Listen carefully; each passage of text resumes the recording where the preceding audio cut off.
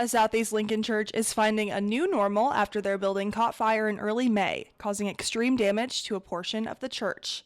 Now, after a summer of makeshift worship services and uncertainty, New Covenant Community Church is back to having services in their own building. At around 3 a.m. on May 4th, Lincoln Fire and Rescue responded to the church about fire coming from the roof. They estimated the fire caused $1.5 million in damage. That following Sunday, they decided to hold an outdoor service in their parking lot, unsure of their next steps.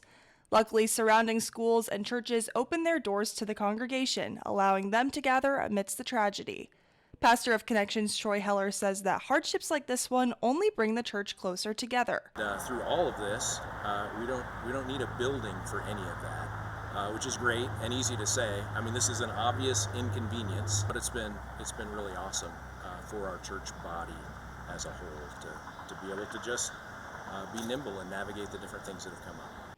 After a summer of reconstruction, New Covenant was finally able to worship in their own space on September 8th, but things are still different. In fact, the church can't even gather in the sanctuary just yet. Member Dale Elwinger says he's just happy to see people gathered in a space that means so much to all of them. It felt great. I mean, obviously it's kind of cozy because it's moving back into a smaller space, but that kind of makes it fun too. The temporary worship space was once the main sanctuary for the church, but the building expanded in 2005 because the congregation kept growing. We built this because we felt like we'd outgrown the space that we're back into right now, so it's felt awesome to be back in a space that we felt like we outgrew 20 years ago. But at the end of the day, Pastor Troy says creating multiple services and adapting to this change is a far better problem to have than no space at all.